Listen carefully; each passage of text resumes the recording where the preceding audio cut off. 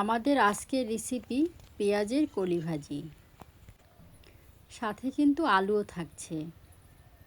শুধু পেঁয়াজের কলির ভাজি করলে অতটা ভালো লাগে না, তবে সাথে যদি একটু আলু দেওয়া যায় তাহলে কিন্তু খেতে দারুণ লাগে। আর যারা আলু খেতে পছন্দ করেন তাদের তো মহা খুশি। আবার অনেকে পেঁয়াজের কলি খেতে ভালোবাসেন না, তো তারা কিন্তু আলুটাও খেতে পারেন। তো বাগানে চলে আসলাম, আমি এখন আলু উঠাবো।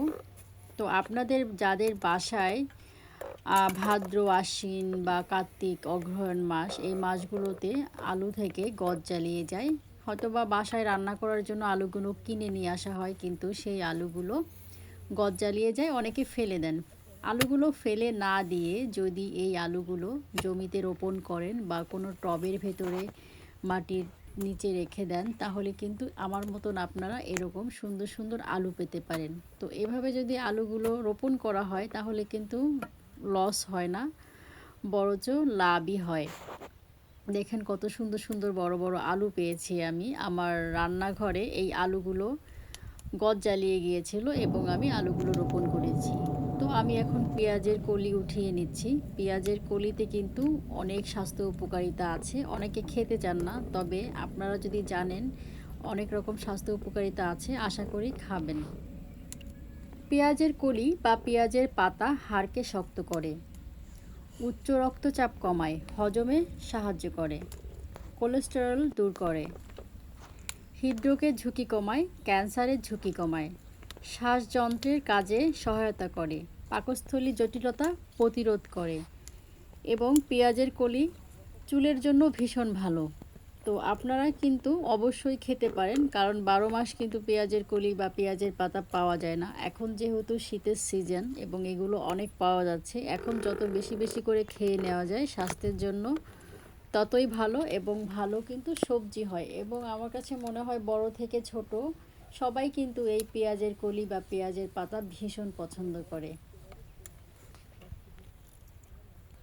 আমরা যেমন আলুগুলো ফেলে না দিয়ে চাষ করতে পারি গজ জ্বালিয়ে যাওয়া, সেই একইভাবে কিন্তু পেঁয়াজ ও রসুনেরও গজ জ্বালিয়ে যায়।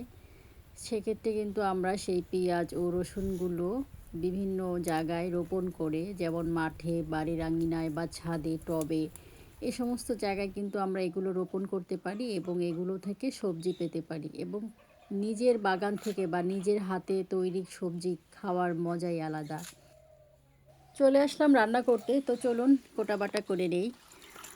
পেঁয়াজের কালিগুলো এভাবে একটু লম্বা লম্বা করে কেটে আস্ত অবস্থায় ধুয়ে নেওয়াই ভালো, কারণ অনেকে আছে যারা কিনা পেঁয়াজ কুচি কুচি করে কেটে নেওয়ার পরে সেগুলো অনেকক্ষণ পানিতে ভিজিয়ে রাখে এবং কচলে কচলে ধুয়ে ফেলে।